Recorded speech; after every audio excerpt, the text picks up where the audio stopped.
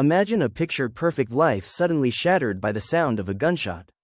A devoted wife, a loving husband, their tranquil world ripped apart in an instant. This is the story of Michelle Despain. On the surface, she seemed the epitome of a supportive spouse. But beneath that facade lay a darkness that would shock her community to its core. Today, we delve into the chilling interrogation of Michelle's own father, Carl Kelly, as detectives tried to unravel a web of deceit in a case where nothing was as it seemed. The initial scene was one of utter tragedy. Michelle Despain returned home from what she described as a normal workday to a horrifying discovery. Her husband, Marc, lay lifeless on their floor, the scene awash in blood. Frantic and seemingly distraught, Michelle called the authorities, painting a picture of a shocked widow stumbling upon an unimaginable nightmare. But as the initial shockwaves subsided, a disturbing picture began to emerge. Investigators, their instincts honed by years of experience, couldn't shake the feeling that something wasn't quite right. And what they would uncover next would send a chill down the spines of everyone involved. This wasn't just a case of a sudden, inexplicable act of violence. This was something far more calculated, far more sinister. Michelle Despain, the grieving widow, was suspected of orchestrating a murder-for-hire plot. And the rabbit hole went deeper still. Whispers began to circulate, hinting that this wasn't the first time Michelle had manipulated those closest to her, using them as pawns in her intricate games. The question hung heavy in the air: just how far would Michelle Despain go to get what she wanted? In the early stages of the investigation, detectives began the arduous task of piecing together Marc's life and potential enemies. When they questioned Michelle about anyone who might have wished her husband harm, her answer was immediate and pointed: his own father, Jack. Marc had worked for years alongside his parents, Jack and Tana, in their family business. But simmering tensions over finances had finally boiled over, leading Marc to strike out on his own and establish a competing venture.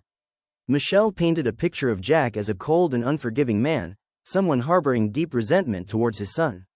She even brought up a troubling incident involving Jack and her 13-year-old daughter, adding another layer of potential animosity to the already strained relationship.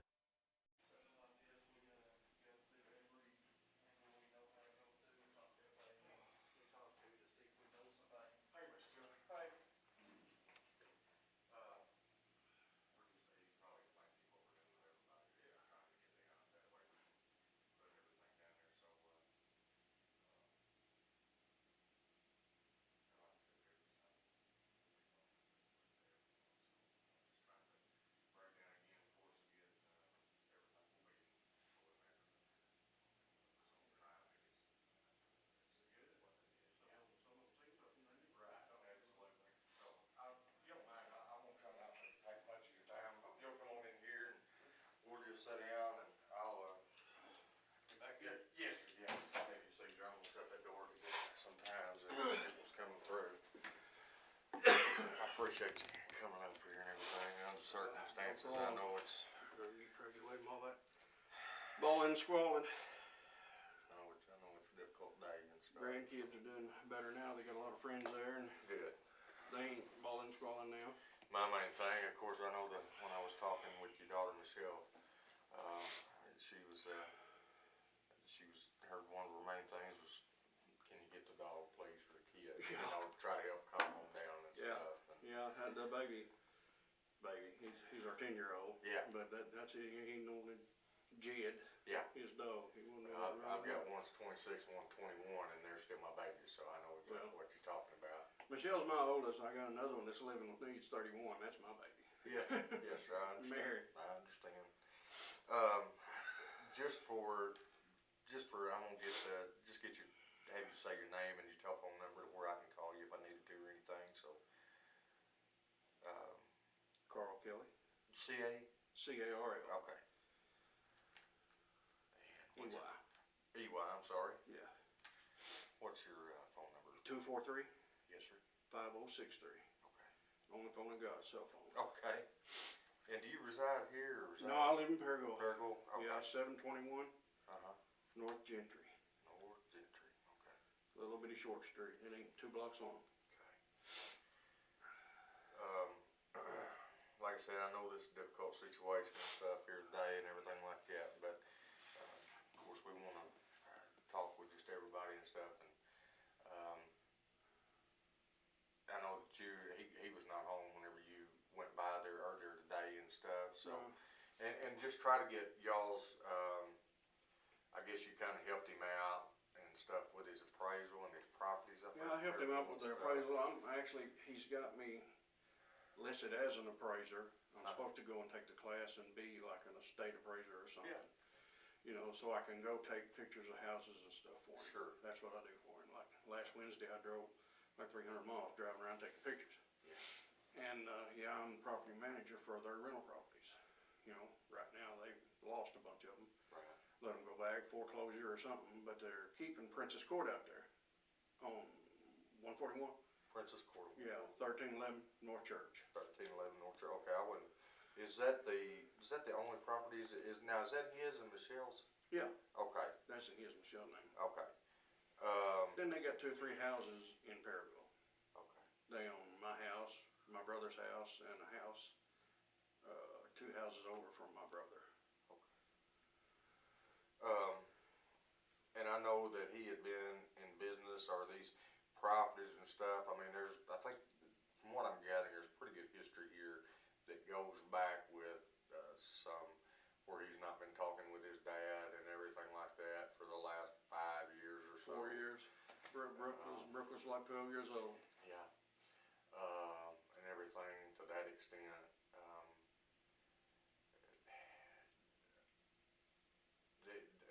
Did his dad and him, they have just what kind of relationship was it? None. None. 4 years ago, he told them he didn't want to have nothing to do with them whatsoever, and hasn't. I think, you know, Jack texted Michelle a couple weeks ago and doing some threatening to her about some of these properties that Marc and Jack had together. Okay. Which would mean, do you know those with the bank loans and stuff like that? Would that been in both of their names, or would you have any idea? The Jack and Marc. Yes, sir. Yeah. Yeah, the ones they had together, I think was. Wasn't both their names? It was called DCI. Okay. I don't know what it all means. You know, that was one part of the company, and they had, Michelle and Marc had BZB. Right. LLC. BZB is Brooke, Zach, and Blake. Okay. It's named, you know, it's after their Yeah, kids. she told me that today, and I was wondering what that stood for, so that answers my question. Brooke, Zach, and Blake. Okay. Huh. Now, in this tragic situation here, that's transpired here today, I know that you had gone over and collected, I guess, some money as Saturday, I collect it on Saturdays. You collected on Saturdays, okay. Yeah, I collect every Saturday. Okay. That's when the tenants know I'm coming. Okay. And first time I come to Jonesboro, I bring it by the house and drop it off for them. They do the deposits and all that. All I do is take care of the properties. Somebody got something wrong, they call me. They don't bother Marc and Michelle. You know, I get it fixed. Right. You know, and I collect the rent. If they don't collect the rent, I evict them. Right. You know. What, and I don't guess I'm familiar with any of those, but I mean, and of course, you know, I mean, you have to look at everything here as far as this goes. I mean, you know of any tenants that was pissed off at them to any? Actually, the tenants don't, if they're pissed at anybody, they're gonna be pissed at me. Really? Okay. They don't even really know Michelle and Marc. Okay. They don't have the chance to know Michelle and Marc. They don't know where I live, and they don't know where Michelle and Marc lives. No tenant. Okay. I wouldn't let them know. Right. You know, I don't want to bother them. I don't want to bother me at home. No, sure. And people in Paragould, when I had a bunch up there in Paragould, all those houses in Paragould, they didn't know where my house was. And some of them I lived 2 blocks from them. You know, I want to come to my house. So the ones you're collecting for, is that the other ones are going, I guess, to the bank or whatever, would just be the ones on North Church, is that right? No, The money? they're not going back to the bank. Okay. She's got everything paid up on Princess Court. She's planning on keeping Princess Court. Okay, here in Jonesboro though, Yeah. right? Yeah. Is that the ones that you collect the money for? Yeah, that's on what I'm collecting now. Okay, and the money that you had taken by today as you normally would? So there's 13 apartments out there. Okay, okay. We got 8 1-bedrooms and 5 2-bedrooms out there. Y'all been doing it, I know that they've been doing this business for a while, I guess. Started out in Blytheville, actually. He bought a trailer park down there in Blytheville. Mhm. And I would go down there and mow for them, but I'm over that now. I can't do that stuff now. I've had open heart surgery 7 years ago. Yeah, I noticed the scar there Oh, on your yeah. leg. Yeah. Yeah, I got a big one right here too. Oh yeah, I know how that. But yeah, I quit mowing the yards and all that stuff. But they ended up buying. Daughter turned it off. It's mother daughter. You know, let me talk to her. Sure, go right ahead, sir. Mary, I'll talk to you in a little while. I'm down here talking to the detectives at the police station right now. Yeah.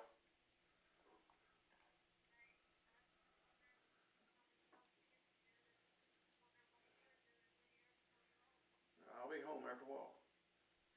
Are you? Yeah, I'm doing best I can. You still over at Mike's? Okay. Yeah, I'll be home after a while. Probably as soon as I get done talking to these guys. They're gonna go home with Ashley and stay at their house tonight. Probably tomorrow. They're still in there investigating it right now. I need to tell you all this stuff later. I need to talk to this man. I love you too. See you later. Love them children. Daughters, Absolutely. Well, I didn't want her to come up here. She's pregnant and she's 31 years old. Yes, sir. And she's got high blood pressure and she's got diabetes now that she got pregnant. And the boyfriend, she ain't got nothing to do with the boyfriend, so it ain't got a father, you know. Don't need all that on her. That's. You know, she don't, you know, Dr. Spice was out there today, that's her doctor. Yes. You know, and she don't need all that excitement and all that crap. She don't need her blood pressure up higher than what it is. Exactly. Because, you know, he's hoping she gets to November right now, through November, so she'll carry this baby. He ain't real positive she's going to. But I'm sorry. That's okay. That's all right. That's all right. Like I said, I got children of my own. I'm grown and grandkids, so I know how it goes. So we're on the same playing field here. And like I said, I know about that we talked a little bit out there earlier and was discussing his dad and stuff like that, the problems they've had and all this stuff that's going on, in particular between them. Do you think? I mean, because I don't know that relationship. I don't know. You know, I'm kind of on the outside looking in here. You've been around it. I mean, would it be to the point? I mean, would you point a finger at anybody in particular, or would you have some real strong suspicion? I mean, I know you don't care for the man at all. I don't care for the man at all. Yeah. Because, you know, he molested my granddaughter. Brooke is from another marriage. Yes, sir. You know, she's not Mark's, but Mark has adopted her. Yes, sir. The other guy, Jason Reese, you know, the doper from Black Rock. You know, he signed over all custody, you know, and Mark adopted her just here a while back. You know, and he has raised her ever since she was a little bitty. You know, right there with Michelle. You know, and he's just like hers. But to Jack, you know, she's not. You know, and Brooke herself told us, you know, that Jack would come in there when she would spend the night with him, come in her room where she's at, and she would say she was asleep. Right. But he would jack himself off with her hand, right, and all this kind of crap. When they confronted him, me and his son-in-law then was in one of the back offices when they had an office out there across from John Deere. We was in the back office, and Mark and Michelle and Tana, his wife, confronted Jack one day. He come in, sat right down on the desk, and they confronted him about saying stuff to Brooke, supposedly having pictures of her boobs on his phone. He admitted it at one, and Michelle had a video camcorder or whatever, he had in a box over there, voice activated, and they had a recording of all that. But they would not prosecute him. Prosecutor wouldn't prosecute him because it was just Brooks' word against him. His phone, he wouldn't show Mark the phone. He said it was in the truck. right. That afternoon, after he got up and left, he went out to his shop, destroyed the phone with a hammer, and burned it. Cops never got to see it. prosecuting attorney said they didn't have enough on him to prosecute him. The little girl's not a liar. Right, You know? sure, absolutely. Yeah. I've worked But he with said, he sat right there and admitted, I heard him, everybody else heard him, that he had those pictures. And he sat there and said, you know, she's sexy. Other men have told me she's sexy. Don't say that about your grandkid. No, sure you don't. You don't feel that way about your grandkid. No, sure you don't. You know. Sure don't. And from then on, Mark disowned him. Thought his wife was going to. She stayed away from him, left him, stayed with Mark and Michelle and them for about 2 weeks. And Jack has got power, he thinks, well, he's got power over Tana like you wouldn't believe. Right. He's told Mark he's the devil, you know, himself. He's the devil's advocate. He's told him that more than once. And he believes it. But I don't know if he's got her scared to death or what, but she went back to him. And he's got a sister, Jackie. You know, she would come out there today with her little kids. And she's the only one I care about, and I don't want to see Jack or Tana. Yes, sir.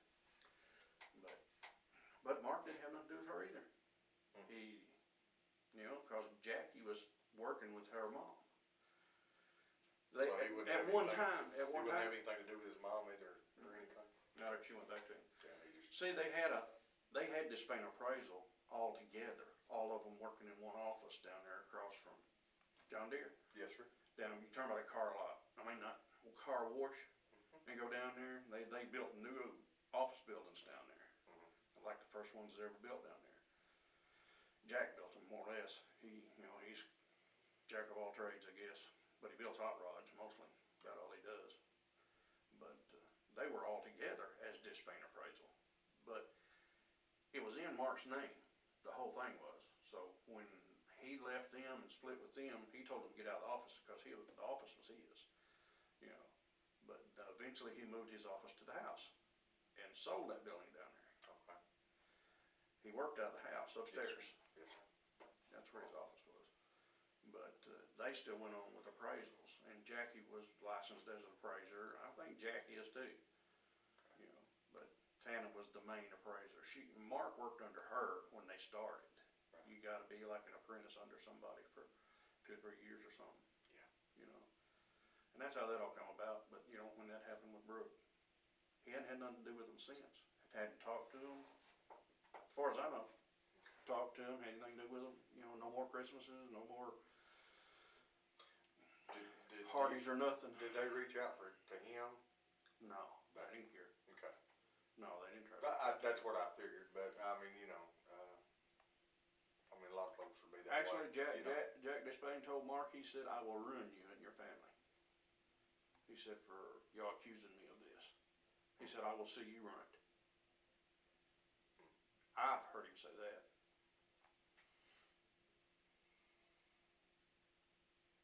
Families can be,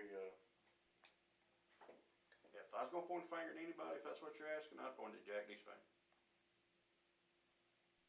The man caught me down Lake City one time, here a while back, a couple years ago, taking pictures of a house. And see, he come up behind me. And drove down the street, and turned back around, so I pulled back out in the street, gonna leave. Well, he pulled down there like he was gonna T-bone me. I said, come on. I carry a gun. I got a permit to carry a gun. right, You know, Jack knows I carry a gun. right. And he didn't T-bone me. You know, he backed up and he said, get your ass out of there and come on, I'll just whoop your ass right now. I said, go hell, you child molesting son of a bitch. Yeah. I'd called him that more than once. Right. And he wouldn't get out of the truck and come over there because he knew I carried a gun. Right. You know. And I'm not gonna take no ass whooping from him. No, yeah, I can't fight. sure. You know, but he pulled up out in front of me in this truck. I was driving a tractor at the time. Right. He had Mark's old GMC Sierra. I say old, it was like a 2001, 2002, and backed into me real hard, right in the front bumper. Then it took off. I called the cops. They never do anything about it. It was my word against his word. You know, if anything went on. But the Lake City cops, he was down Lake City, they knew nothing.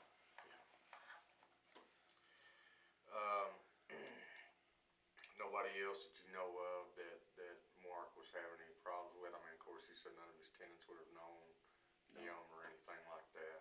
No. I guess his relationship with him, Mark and your daughter was a good relationship, I Yeah. suppose. Yeah, there wasn't nothing wrong with their relationship. Always been happily He's- married and everything. Never any He's problems. been the greatest man. I've told him more than once. He was the greatest man that ever happened to my daughter and my grandkids.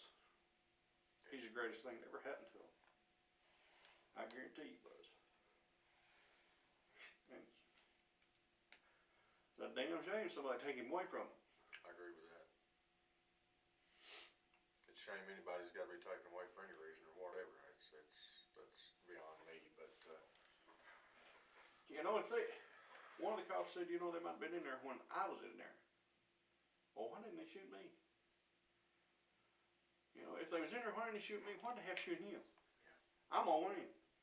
I'm 58 years old. My health ain't worth shit. I got diabetes, high blood pressure, I've had open heart surgery, I've had stents, I've had other heart attacks. You know, I've had a long life. I don't want to die, sure. but yeah. why didn't they shoot me instead of him? I had the money in my hand. And this would have been the money you collected Saturday. It's that you bring by whenever you're in Jonesboro. And you told me, I'd asked you earlier, and I didn't have my piece of paper there when I was talking. What time did you tell me that you remember? I was there right around 1 o'clock. Around 1 o'clock is Uh-huh. when you got there. Yeah. Okay. And I guess, have they always had the same garage code as long as you can remember, or have they changed it? Seemed like she'd changed it here a while back, but she gave me one of them buttons. All I had to do is punch a button. Yeah, okay. You know, she gave me one of them buttons to put on my sun visor. Okay. All I got to do is punch a button and get in there. So 1 p.m. today is when you go out and you take the rent money, as you normally do there. Yeah. Wasn't nothing out of the ordinary, nothing? Okay. Just like Jeb was laying over there by the end of the couch in the living room. I said hi to him, pat him on the head. He always liked me to pat him on the head. Yeah. You know, I throw the money there on the kitchen counter, where I always do. Where Mark Right. comes in to the kitchen counter, the end of the kitchen counter there, he'll lay his billfold and any paperwork he's got, even for me, right there at the end of that kitchen counter, down from the sink. Yes, sir. And that's where I put all of my stuff for him. I put the money there for him to find it when he got back. Right. Because I knew he was at lunch with Michelle. Was it just laid out there in the open, or was it under anything? No, it was just laid right there on the top of the counter. Well, that's what I always did. Loose, or is it in rubber No, band? it's in a rubber band. Okay. A rubber band around it. Okay. That's when you drop the money off there, because what I'm trying to do is I'm trying to get. I want to see how a timeline here as to when we need to narrow this thing down as to when this actual event occurred. Yeah, See when what I'm they- saying? Whoever comes in here and does this senseless thing, senseless act. So you drop this off, and you said that their alarm system is one that's, and of course you said you can check records, all that, and see what time I got there and all that, everything else, but Yeah. you said that's only if the door opens or only if like a glass breakage. Yeah. Is that right? Yeah, Okay. that's the way theirs works. Okay. Though if the window is unlocked, you can open the window and shut the window, and it won't do nothing unless you break the window. Would they leave any windows unlocked, you know of? Not that I know of. Yeah. You know, they got a 16-year-old daughter in there, you know, that she may, Yeah, you know. absolutely, yeah. Sometimes, you know, when we have parties and stuff out there around the pool and stuff like that, they'll put radio outside one of the windows. Out back there. Yeah, Okay. I think Michelle said she had a screen off one of the windows, you know, that they put the radio out and set it right there by the table, the picnic Yes, sir. table, Yes, sir. and they usually set it out that window. Okay. So they can play the radio out there. Right. So when you go over there today, you arrive, garage door down, open. Down. And so it would never be open if No, they're not there, especially- right? No, they're not there. If he's there, would it be down? No. Yeah. It would still Won't be down. open. That's what I told one of them guys Yeah. today. He It's never, gonna be down. he never leaves that door open. Yeah. He works upstairs, you know, and he if you left it open, he couldn't hear nobody come in except for the door chimed. Sure. You know, then they'd be in there on him. Right. No, he never left that door open. So you, I guess, hit your garage opener. Yeah. And do you park? Where do you park? I pulled into the garage. You pull all the way in I pulled into the garage because I'm dropping money off, and I shut the garage door. behind you whenever Behind you pull me. in. Okay. Yeah. Okay. And then you go I in. guess drop I'm your just money. I guess I'm just paranoid because I know nobody's stealing their money from me. Right. Yeah, I did. You know, then I'll Okay. go up there, open the door, and the alarm is going off. I hit the code, and it shuts off. I shut the door, go in there and throw the money down, talk to Jed, and I go back and hit set, open the door and leave. You got 5 seconds to get out of that door before it goes off. But you can open and close the garage door all day, and it's not going to make anything go off unless Sure. you open the door. Sure. And then you leave, and you're there. How long do you think, Carl? If I was there 10 minutes, it's too long. Okay. That would be the I longest. didn't go pee or nothing. So Right, and there was nothing out of place that you noticed. not or that I could anything? notice, but I didn't go into the bedrooms or into the where the safe is and none of that stuff. Sure. Yeah, I looked in the living room right there where Jed was, and that was it. In the Right. kitchen. Right.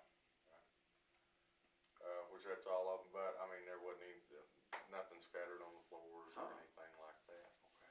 Nothing out of the usual. Okay. And you told me you was 100% certain because I think that because I asked you, I said I want to make sure that we know the garage door was back down. Yeah, Is that I right? should. Yes. And you know that for a fact because I always watch it. watch it go down. Yeah. I do too. When I pull out of mine, I do too.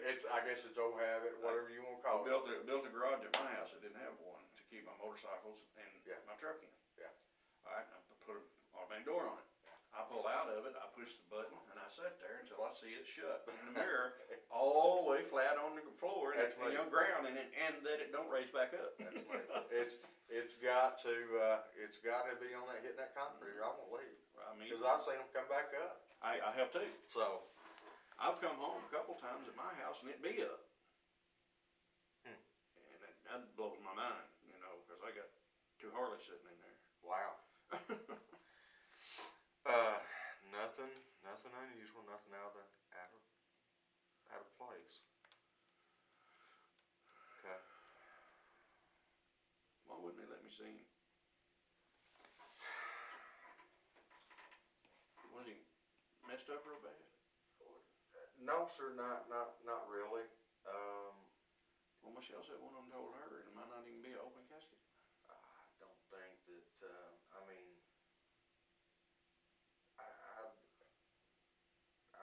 of course, it's hard. I'm not a funeral guy or anything else, but I mean, personally myself, I mean, as many years as I've done this job, I've seen many cases where there's been a whole lot things, a whole lot worse, and it And they fix it.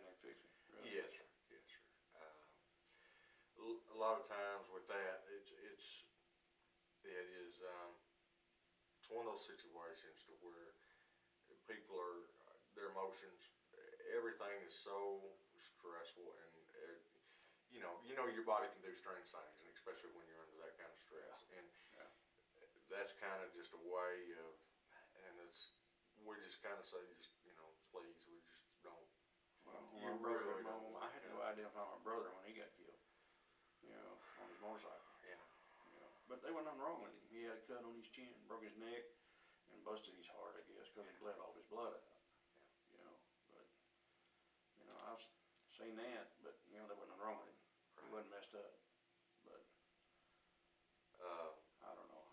But no, sir, that's basically. I mean, it's one of those things to where we just kind of we don't want to leave that. I don't want to have somebody have that as a lasting impression. Stuff. Well, Michelle's already got bad enough one. Yes, sir, she does.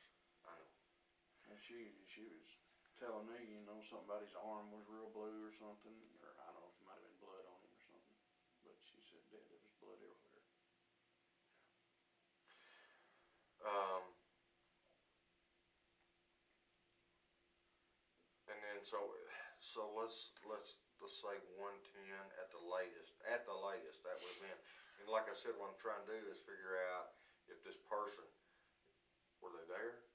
They come in after you left. I mean, you know what I'm saying? Yeah, that's what I'm wondering. Are they there? Are they there when you're there? I mean, that's a real good question. You know, Well, that's what one of the other Yeah. guys asked me. You know, wasn't, you know, they might have been in there when I was there, you know. what's And adding fuel to this fire was Michelle's own father, Carl Kelly.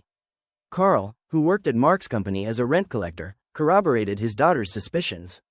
He told police that he, too, believed Jack was capable of harming Marc, even claiming to have overheard Jack making threats in the past. It seemed like a clear line of inquiry. The disgruntled father, the family feud, the alleged threats, it all pointed towards Jack. But even if he had it in his pocket, even Marc had got in there and got it in his pocket, they probably got it. Yeah, she said that when I was talking to Michelle, she said that he carried a wallet, but he normally carried it in his front pocket or in his cargo pocket or something. Yeah. Some kind of. He don't usually carry it in a pocket. Most time I always see him, he carries it in his hand, Really? he lays it up there on the console in the truck. Wow. So you back out and leave at 110 at the latest. Garage doors down, no doubt. And then you go back to Paragould or. No, I went up to Michelle's office up to Oh, really? up to the bank where she works. Okay. After she got done with lunch with Marc, Right. I drove down Southwick Drive, turned on Nettleton, went down to the bank, down there by where she works. At one down Yes. there by the big one down there by the fairground, by the post office. Yes, sir, I do. Yeah. Yeah, went down there. Down there with Cynthia and stuff. Yeah, I didn't- she works for Cynthia. Yeah. Didn't realize that was her Yeah, she's Cynthia's secretary. secretary and stuff. Yeah. Cynthia's a good lady. But I went down there with her for a while. Sorry, it's a beast a while ago. I understand. So you go by there, and what time does Michelle get off work? She usually gets off at like 4:30 Uh-huh. because they close the lobby, I think, at 4:30. And she usually leaves at 4:30. Today, Princess Court gas bills had to be paid because they shut some other gas off. She went home at 3 o'clock to pick up the gas bills. That's what she was doing home at 3 or thereabouts whenever she got Yeah, there. it was right around that particular time. She was going to pick up the gas bill so she could go pay the gas bill so they could turn the gas back on for these people. And And then she found him. that's when all the world collapses. By that time, I was at Walmart on Park Road, and she called me screaming and hollering. All I could hear was something about Marc. Really? Yeah, she was crying, screaming, and hollering. Couldn't get no help. And when I finally got there, I'll tell you right now, I sped. I put my flashers on and I come down Parker Road and run over the curb right at that gas station, passing people, and my daughter was screaming and hollering. Absolutely. And I got down Mount Carmel and I found her over that house across the street under a bush squatted down. Really? Crying, screaming. Finally got out of it that there was something wrong with Marc. Right. And she finally I got there before any of the cops did. Yeah. And they pulled up right after me. But she's screaming and hollering, something wrong with Marc. She finally calmed down enough, said she went in there and seen blood everywhere. Well, I had asked, if anybody, of course, had been around. It's a nice neighborhood, very nice. Very nice neighborhood. Anybody unusual that they, should notice or anybody around. Of course, that's what we're going to be doing, I think we probably hit every house down through there trying to talk with folks and stuff. In regards to, and of course, I mean, she said that she really hadn't seen anybody unusual herself, I guess. Yeah. Anyway. Well, anytime I drive down through there, there's people up and down the street all the time. People Sure. jogging, people with dogs, and people Right. with kids, Right. in strollers and everything else. There's people up and down those streets all the time. I can't believe somebody didn't see something. Somehow, you know. Yeah. You know, they got in the backyard, you know, got in that way. You know, there's privacy fence all the way around it. You got that pool, you gotta have privacy fence. Yes, sir. Yeah, absolutely. But when she got there, the garage door was wide open. So evidently they opened the garage door and walked out the garage door.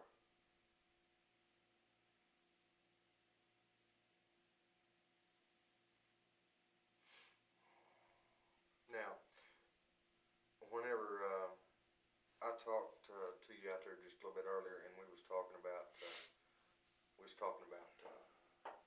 gun.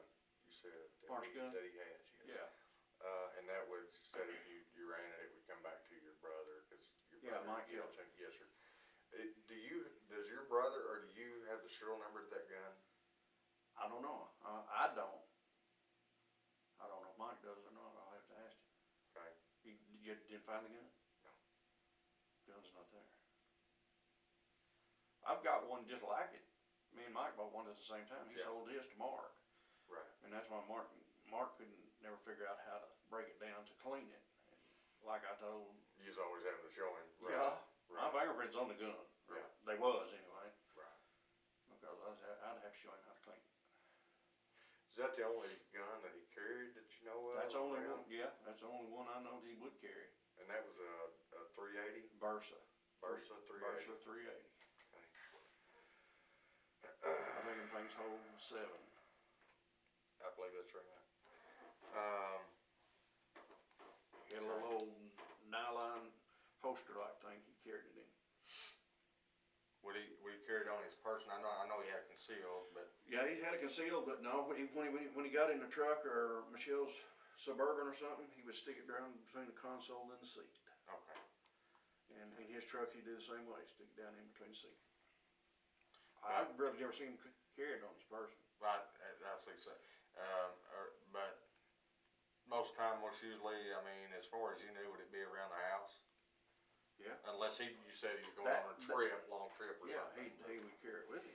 Right. When he left or something like that on a long trip. I never seen him just carry it around to like doing appraisals or Sure. something like that. Right. That's the only gun I know of that he kept out. He kept that gun out. Do you know if he had any other handguns? He's got an old revolver type pistol Mm-hmm. that he got from his grandpa, Mm-hmm. son. He lived down Lake City. He was there this afternoon for a little while. I don't think y'all seen him. He went up and seen Michelle and him. Maybe. That's his mom's. That's Tana's dad. Okay. It's not Jack's dad. Yes. Jack's dad, I think, is dead. Okay. His mom was alive, but that's Tana's dad that lives in Lake City. But I think he had give him a revolver. It stays in the safe with all the long guns. Okay. Yeah, I know he's I've got never- a huge safe there. Yeah, I've never seen it out anywhere, you know. Okay. But I thought all time I ever known, he kept that Versa, that 380 in top drawer in that shelf over there where chest of drawers Yes, sir. on his Yeah, I side know of the which one bed. you're talking about. On his side of the bed. It was in that top drawer because I think it locked. Okay. And you think that your brother, you just have to check and see if he did Can we have a call serial him? number to it? Sure, yeah. Yeah, that'd be fine. Because if he's got any kind of paperwork or anything that's got that serial number, I would appreciate it. All right, phone.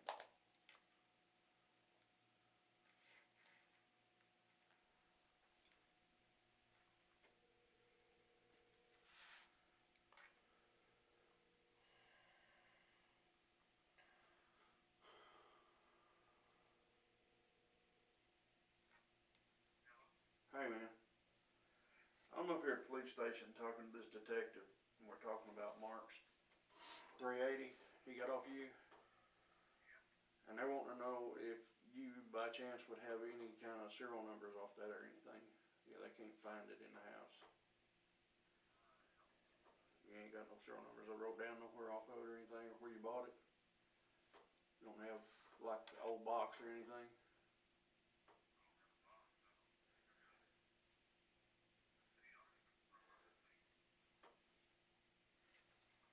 know either. You know, me and you bought one around the same time. You know, we haven't got one just alike. Had one just alike.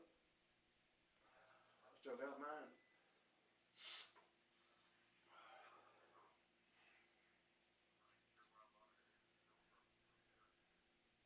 Come over somewhere.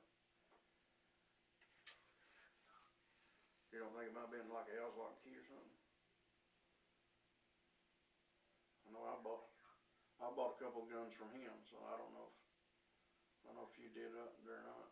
How about how long ago was it when he bought? Did you know? How long ago when you bought that gun? I can't remember when I bought mine. You remember ain't no better than mine.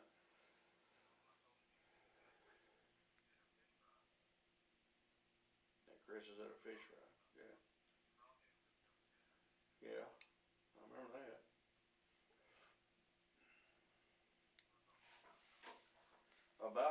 About what year you think? How long ago was that? It's been a while, ain't it? Lived in Parago 4 years. Okay. Yeah. He says probably 5 or 6 years ago. Okay. But he ain't got any idea if he had any numbers. Okay. I appreciate him. All right, he says appreciate it.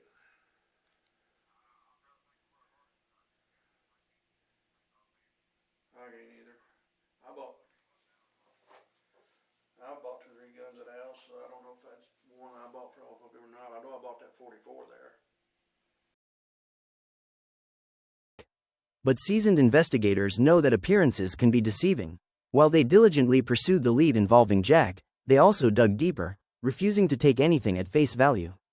Their persistence would soon uncover cracks in Michelle and Carl's narrative. When detectives finally sat down with Jack and Tana, a different story began to unfold. They confirmed the falling out with Marc over money, but they were adamant about the source of the conflict, Michelle. They portrayed her as someone perpetually wanting more, a constant source of friction within the family.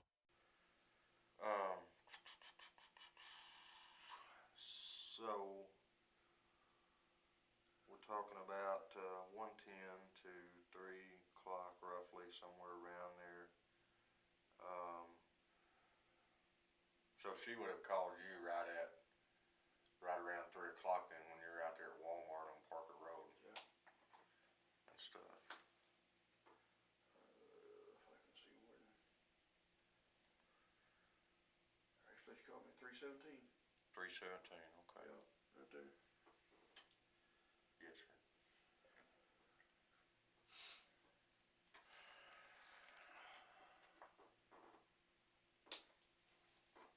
I guess did you shock any of the people in the store or stuff or anything or? Actually, I was going to the truck. Oh, really? I'd okay. already checked out and was headed to the truck. That's good. What did I buy? I bought some canned goods and something else. That's what they can say. And I don't think I bought anything to burn. If I did, it's burnt. Yeah. Oh well. It's. I got some bananas too. They'll stay good. They'll be fine. Yeah.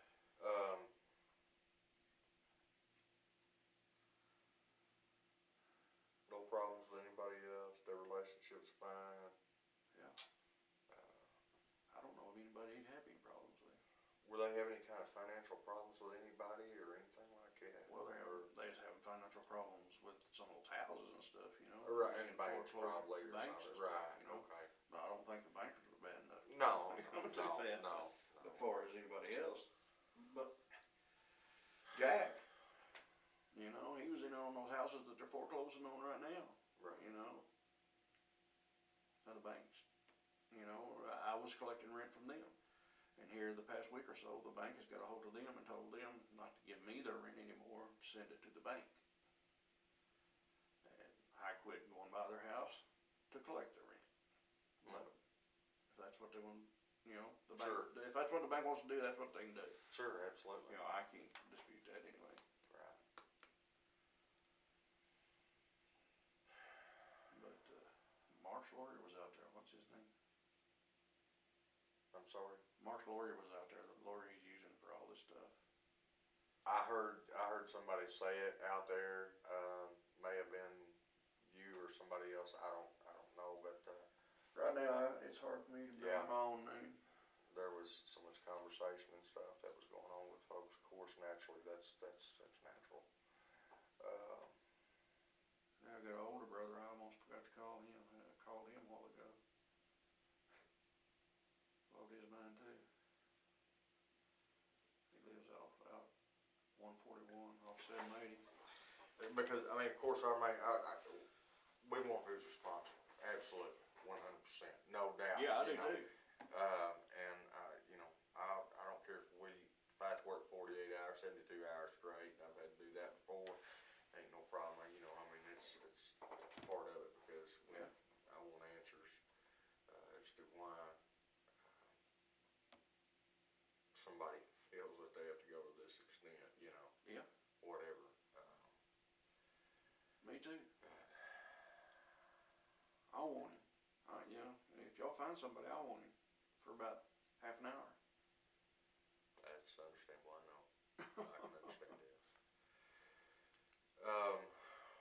Is there anything else you can think of, Carl, that I might need to know about? I wish there was. And then, Jack dropped a bombshell. He urged the police to scrutinize Michelle's movements on the very day his son was killed. He revealed a crucial detail. Marc had returned home unexpectedly that day to retrieve his hunting bow. Jack argued that Michelle would have been the only person aware of this brief window of opportunity. Suddenly, the focus shifted. The carefully constructed narrative began to crumble, and the investigators turned their attention to the father of the prime suspect, Carl Kelly. What did he truly know? Know something more. Wish I pulled something out of my ass or hat or something. Cause that boy, he's the best thing ever happened to my daughter and my grandkids. He made good money, you know, doing them appraisals. Y'all got along well, he treats you fair? Yeah. You know, I went deer hunting with him and everything else, you know. Yeah. Yeah, he paid me a little on the side, you know, for Sure. working for him, you know, Sure. but I'm drawing Social Security, you Sure. know. But I can make up $5,000 anyway Sure. a year. Yeah, absolutely. But yeah, he treated me well, you know. Let me ask you this, how was he with just, well, and I know you said you didn't have, that none of the tenants would know him, but if, say for instance, that they did happen to, any of these, tenants down here or anything happen to ever deal with him, or if he hadn't gone over there and you not know about it or anything, you know, um, how would he, because, I mean, I don't know him, what was his personality as to, I mean, would he treat people with respect? Oh, yeah. I mean, would he, I'll tell you one that he did know is at Princess Court, Apartment F. Her name is Lee Rose. She's a real old black lady. Yes, sir. And a retired teacher. And she sends them a Christmas card and everything else every year. Right. You know, he met her one time when he was out there with me and one of the kids. But as far as meeting anybody else, him knowing any of the tenants, he didn't know them. But just people in general, he would get along fine with Yeah. everybody. Yeah. You know, like I said, it's casting a big net, but at this I point, never gotta cast a noticed big him net. being rude or mad at anybody. As far as the renters is concerned. Right.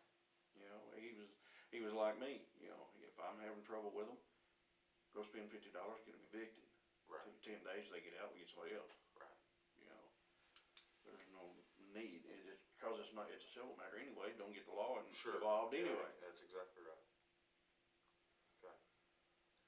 Well, what I'm gonna do, cause I know you're probably tired and it's been a long afternoon and stuff, long day, and there's a few days here that's gonna be long for you, I know, as it will with everybody. But I don't envy your job. I'll give you one of my cards.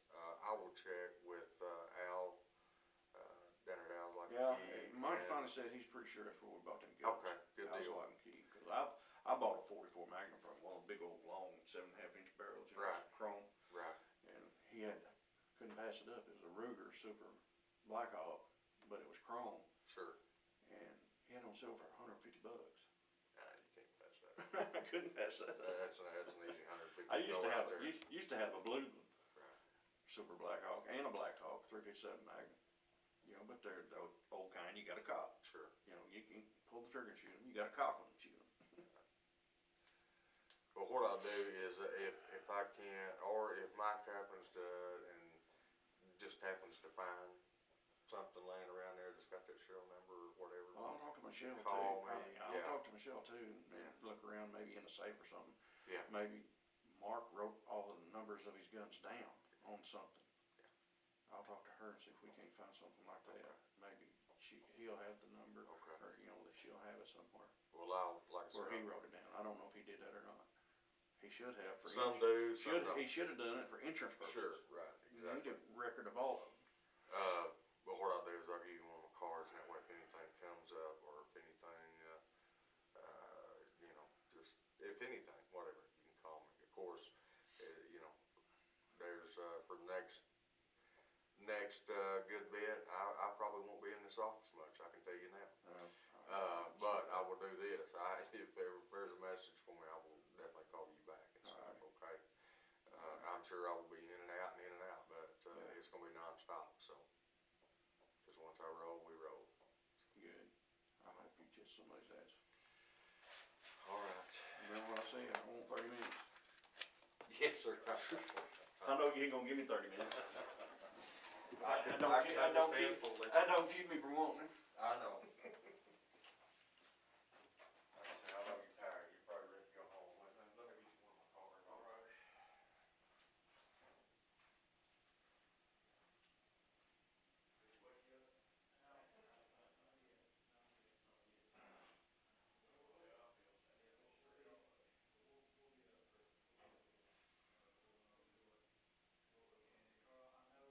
The layers of deceit in this case were as intricate as they were chilling.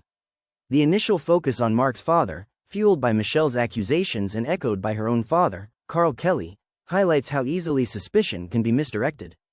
But as we've seen, the truth has a way of surfacing, often in the most unexpected ways.